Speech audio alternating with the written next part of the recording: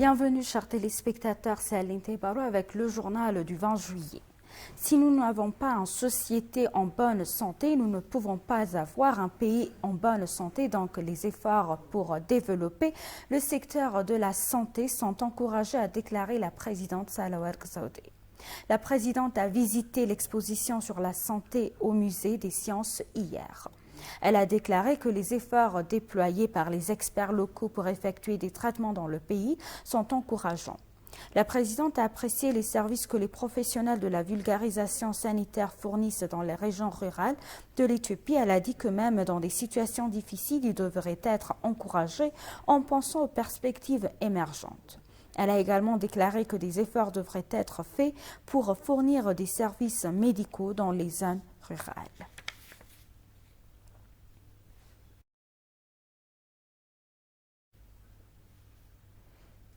Le Conseil des ministres a approuvé 4 règlements et a renvoyé les projets au Parlement pour un examen et approbation avec des contributions supplémentaires lors de sa 22e réunion ordinaire. Premièrement, le Conseil a discuté de la proposition de règlement sur la classification et la protection des informations classifiées du gouvernement. En conséquence, le Conseil a approuvé le règlement visant à faire progresser la gestion et l'utilisation des informations classifiées du gouvernement. Dans un deuxième temps, le Conseil a discuté du projet de loi relatif à la certification de sécurité en contrôle des produits de technologie de l'information. L'organe ministériel le plus élevé a également longuement discuté et approuvé à l'unanimité un projet de règlement sur la gestion du personnel de l'autorité éthiopienne du marché des capitaux. Enfin, le Conseil a délibéré sur le projet de règlement proposé pour la création du groupe Ethiop Biopharma et de Shieldvax Enterprise, votant à l'unanimité pour la création des 2 entités distinctes.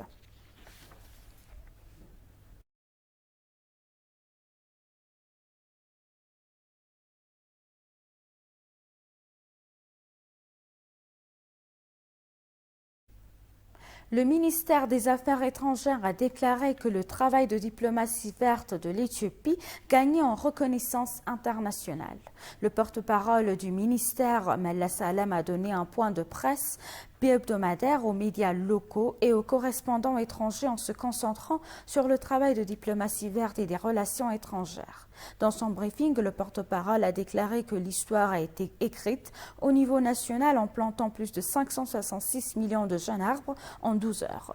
D'autre part, le porte-parole a déclaré que le chemin de l'Éthiopie du conflit à la paix a attiré l'attention de divers pays et a stimulé les activités de renforcement de l'image nationale.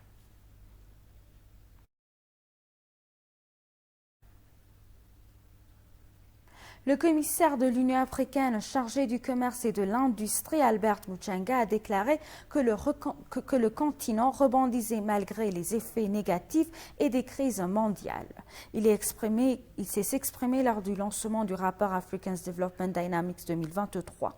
Muchanga a indiqué que la croissance du PIB en Afrique devrait revenir au niveau d'avant de Covid-19 à 3,7% en 2023, deuxième taux le plus élevé au monde après l'Asie, 5% et avant l'Amérique latine et les Caraïbes, 1,6%. L'Afrique doit assumer un rôle plus important en matière d'investissement, a déclaré Muchanga, ajoutant qu'il y a 46 milliardaires en Afrique, plus que la moitié d'entre eux n'investissent pas sur le continent, l'impact sur l'investissement et la philanthropie reste faible, a souligné le commissaire.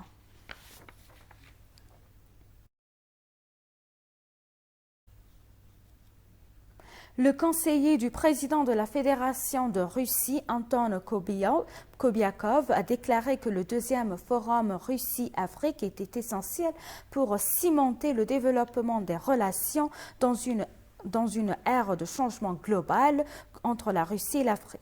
Des chefs d'entreprise russes et africains et des experts en relations internationales discuteront des défis auxquels sont confrontés la Russie et les pays africains en une époque de changement mondial et parleront des problèmes les plus urgents.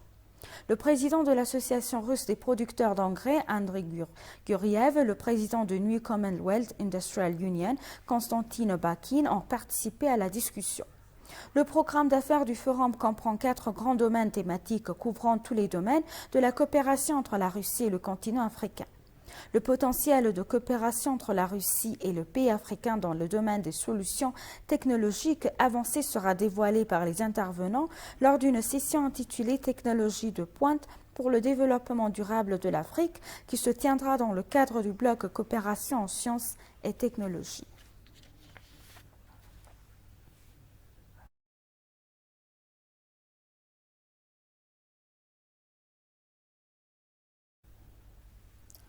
L'ambassadeur d'Éthiopie en Israël, Tesfaye Taïs, s'est entretenu avec un membre de la législature monocamérale israélienne, la Knesset, Moshe Solomon, sur la manière de renforcer les liens historiques entre l'Éthiopie et l'Israël.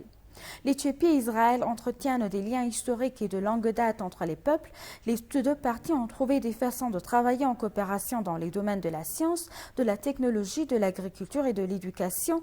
Ils ont souligné la nécessité d'élargir les domaines de coopération. Le député Solomon et de la Knesset a noté que l'Éthiopie et Israël doivent forger une coopération parlementaire et renforcer les relations commerciales, citant la présence de juifs éthiopiens dans le pays comme une opportunité à cet égard.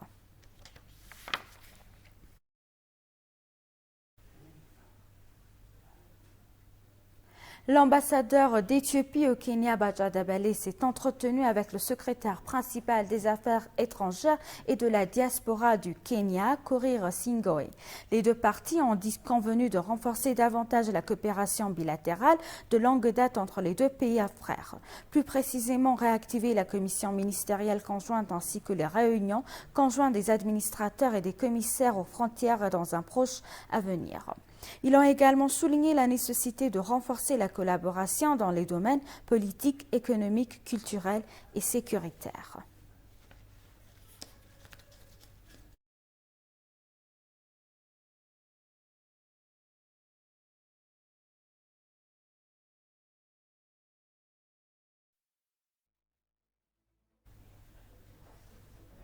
Chers téléspectateurs, nous vous rappelons les titres principaux. La présidente a visité l'exposition sur la santé au musée des sciences hier.